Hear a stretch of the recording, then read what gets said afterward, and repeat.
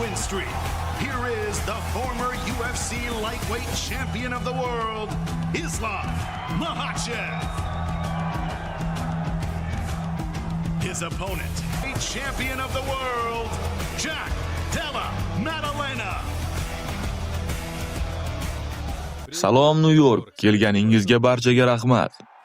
Marhamat, kimda birinchi savol bor? Rahmat Dana, savolim chempion Jack Madalenaga. Jack, Madison Square Garden'da chempionga qarshi o'z kamarini himoya qilish bu barcha jangchilarning orzusi. Sen shu narsalarga yetib kelganingni qanday ta'riflab bera olasan? Ha, men bu sportga aynan shuning uchun kelganman. Katta janglar, katta arena. Men bu narsani intiqlik bilan kutyapman, yigitlar. New York ahli seni bunday sovuq kutib olganini qanday qabul qilasan? Qaytarib yubor.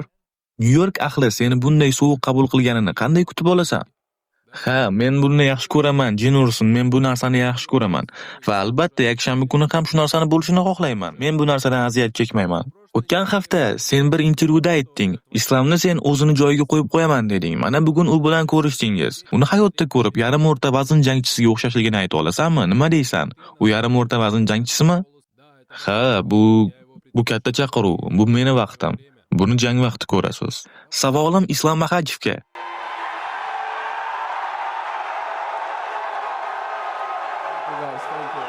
Sen ko'p vaqt Madison Square Garden jang so'rading. Sen yangi tarix yaratmoqchimisan deyman. Seni bu yerdagi muxlislar juda ham iliq kutib olgani qanday, senga yoqyaptimi? Wow, men buni juda ham uzoq kutyapman, do'stlar. To'g'risi, meni sabrim yetmayapti. Bu kechani juda ham intiqlik bilan kutyapman. Men Avstraliyada bo'lganimda, meni raqibimni juda ham iliq kutib olishgandi. Menga esa iliq munosabat bo'lmagan, lekin hozir boshqacha. Jangdan so'ng Madison Square Garden'da senga ikkinchi kamarni topshirishayotganini tasavvur qilib ko'rdingmi? Ha, bu meni orzuyim. Orzuyimga juda ham yaqin turibman. Meni birdan bir orzuyim UFC chempioni bo'lish edi. Men UFC chempioni bo'ldim. Keyingi orzuyim esa ikkinchi kamarni qo'lga kiritish. Mana bunga ham juda yaqin turibman. Yana 2 kun qoldi, do'stlar. Wayli, sen Madison Square Garden'da 3-marotaba jang qilmoqchisan. Birinchi jangingda sen kamarni oldirib qo'ygan. Ikkinchi jangda esa yana qaytib olding. Uchinchi jangda qanday bo'ladi deb o'ylaysan? Salom New York, qandaysizlar?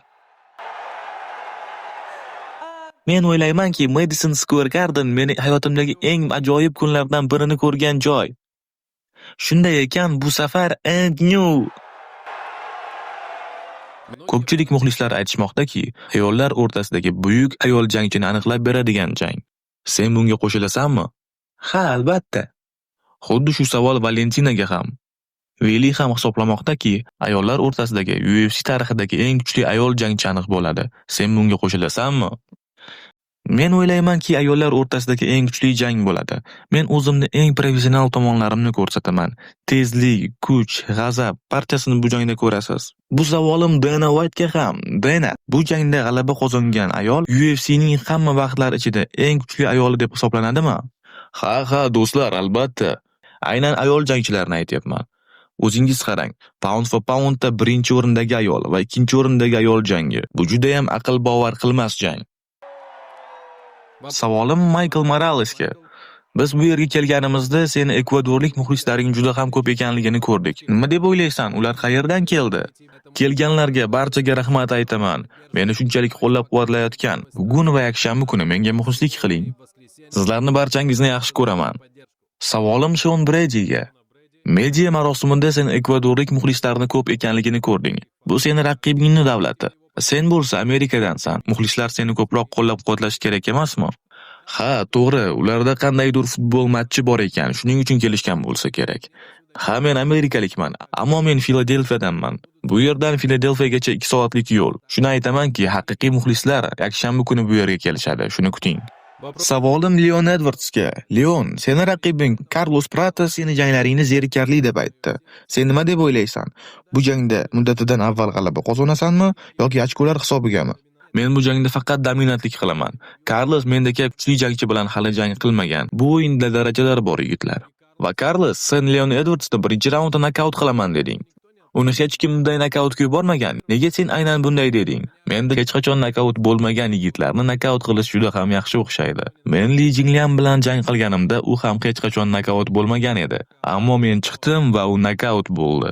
Va xuddi shu narsa Jeff Neal bilan ham bo'ldi. Ko'rishingiz mumkin janglarimni. Kelayotgan yakshanba kuni uni uxlatib qo'yaman. Savolim Benoit Saint-Denis va Benyul Darushga.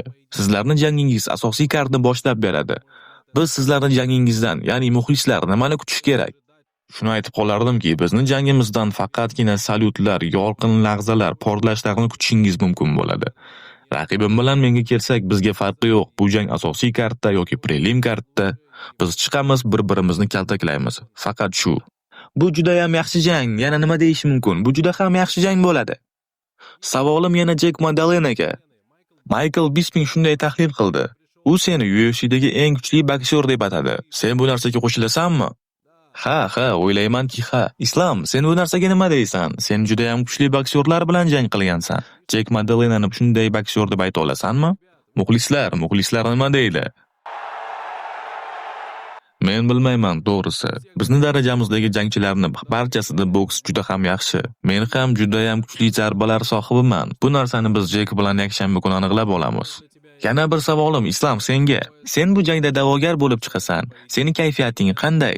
Va bu kamar himoyasidan qanday farq qiladi? Men hisoblaymanki, men hali hamon chempionman. Men kamarimni hech kimga yutqizmaganman. Va men shunchaki ikkinchi kamarni qo'lga kiritish uchun bu yerga chiqdim. Carlos, sen o'zingni keyingi da'vogar jangchiman deb aytding. Bu yerda o'tirgan ko'p jangchilar senga raqib bo'lishi mumkin. Nima deb o'ylaysan? Keyingi janging aynan da'vogar bo'lsang, Islom bilan bo'lishi mumkinmi yoki Jack Madalena bilanmi? Do'stlar, men to'g'risini aytsam, bu yerda o'tirgan muxlislar zerikarli janglar ko'rish uchun pul to'lamaydi. Bu yerda o'tirgan jangchilar nokautlarni, zarbalarni, qonlarni ko'rishi kerak. Shunchaki bir-birini ushlab sudrab yuradigan zerikarli janglarni emas. Men shou ko'rsataman, faqat shou va keyingi jangim chempionlik uchun bo'ladi deb o'ylayman. Shunday ekan, keyingi janging kim bilan bo'lishi mumkin? Islom bilanmi yoki Madalena bilan? Menga farqi yo'q kim bilan jang qilish, ammo men Islomni tanlagan bo'lardim. Chunki Islomda tarix bor. Men yakshanba kuni Islomni g'alaba qozonadi deb o'ylayman va Islom bilan jang men uchun qiziq bo'ladi. Michael, Shon seni oxirgi variant deb atadi. Shonga UFC janglar bermagan va oxirida seni taklif qilishgan. U zerikanidan ha bo'ldi jang qilaman deb seni qabul qilgan. Bu narsaga nima deysan? Eshit, jangchilar jang qilishi kerak. Bu uchun ular pul olishadi va biz pul ishlab topishimiz kerak. Va shaxsan men uchun ham u ham navbatdagi variant. Men bilan ko'pchilik jang qilishdan bosh tortdi, ammo menga farqi yo'q, men tayyorman. Va sening yoningda xuddi senday nokautyor, chempionlikka da'vogar Carlos Prates ham o'tiribdi. Unga nimadir deysanmi? Ha, raqiblar do'st bo'la olmaydi. Bizni bu yerdagi maqsadimiz bir. Barchada shu. Barcha chempion bo'lishni istaydi, kamarni qo'lga kiritishni istaydi. Kim ko'proq mehnat qilgan bo'lsa, katta yuragi bor odam chempionlik kamarini qo'lga kiritadi deb o'ylayman. Hoy do'stlar, barchaga salom. Meni savolim Islom Maxachevga. Islom, endi men senga rus tilida savol beraman. Va nihoyat kimdir tushunarli tilda savol berdi. Senga oldingidek shunday chalib muxlislik qilmasdan hurmatsizlik qilishmayapti. Aksincha, seni juda ham hurmat qilib bu yerda sening muxlislaring ko'p ekanligini ko'rsatishmoqda. Sen nima deb o'ylaysan? Amerikada shunchalik muxlislar yig'ib bo'lgansan. Bu seni buyuk jangchi ekanligingdanmi yoki amerikalik jangchi bilan jang qilmayotganing uchunmi? Rahmat. Men bu yerdagi publikaga juda ham hayron qoldim. Menga shunchalik hurmat qilib muxlislik qilyapsiz. Barchangizga rahmat. Savolim Islom Maxachevga. Sen yengil vaznda juda ham uzun g'alabali seriyada kelding va endi esa ikkinchi kamarga da'vogar bo'lib chiqyapsan. Agar sen bu kamarni qo'lga kiritsang, odamlar seni UFC'dagi eng buyuk jangchi deb tan olishlari kerakmi? Men bilmadim. Men diqqatimni hozir bunday narsalarga qaratmayapman. Diqqatim shunchaki faqat kamarni qo'lga kiritish. Meni orzuyim shu bo'lgan va kamarni qo'lga kiritmoqchiman. Savolim Madalenaga. Islom Aleksandr Volkanovski bilan jang qilgan. Sen tayyorgarlik vaqtingda Volkanovski bilan tayyorgarlikni amalga oshirding. Nima deb o'ylaysan? Bu senga yordam beradimi? Men shuni aytamanki, Islom bilan jangimdan so'ng kamar Avstraliyaga, ya'ni meni vatanimga yana qaytadi. Ha, Volkanovski haqiqiy legenda. Savolim Islomga. Islom, Madalena sen uchun uchinchi avstraliyalik raqib bo'ladi. Avstraliyalik muxlislaringga nimadir deya olasanmi? Avstraliya bu yaxshi joy. Men u yerda bo'lganman. U yer menga yoqqan. Va ular bilan hisob 3-0 va endi 4-0 qilaman. Jack, Islom bilan jangingdan so'ng agar Islom g'alaba qozonsa, juda ham kuchli jangchi bo'ladi. Agar sen Islom ustidan g'alaba qozonadigan bo'lsang, u senga nima beradi? Ha, Islom haqiqatan ham kuchli jangchi. Ammo men Islom ustidan g'alaba qozonganimdan so'ng men pound for poundda birinchi o'ringa chiqib olaman. Jek, avstraliyaliklar juda ham kuchli. Oddiy misol qilib aytadigan bo'lsak, Aleksandr Volkanovski mag'lubiyatli seriyadan chiqib yana o'zining kamarini qo'lga kiritdi va hozirda u chempion. Sen bunga nima deysan? Ha, do'stlar, ha, avstraliyaliklarda haqiqatan jangchi qoni bor. Hozirda Aleksandr Volkanovski chempion. Bizlar shunchaki kuchli jangchilarmiz va men Avstraliya bayrog'ini ko'tarishimdan faxrlanaman. Savolim Islom Maxachevga. Islom, seni bu jangingdan keyin Ilya Topuria bilan jang qiladi deyishmoqda. O'zing bu jangdan keyin kim bilan jang qilmoqchisan? Bizga aniqlik kiritib bera olasanmi? Meni eshit, meni vazifam shunchaki odamlarni kaltaklash. Jangni tashkil qilish bu Dana Whitening ishi. Undan so'ranglar. Savolim Dariushga. Sen ancha vaqtdan buyon top 15 tasan. Bu jangdan keyin sen kamarga da'vogar bo'lasanmi? Ha, meni maqsadim bu chempionlik kamari. Anchadan beri men shunga harakat qilyapman va men chempion bo'laman. Jek, biz Belal Muhammad bilan jangingda uni takedownlarini to'xtatib qolganligini ko'rganmiz. Islom bilan jangda ham shu narsani qaytara olasanmi? Ha, albatta, albatta. To'liq jangda hammi? To'liq 25 daqiqa. Va oxirgi savolim, Islom, agar sen yakshanba kuni ikkita kamarni qo'lga kiritganingdan so'ng g'alabangni qanday nishonlaysan? Balkim barcha muxlislarni bu yerdan Dagestonga olib ketarman, birga nishonlardik.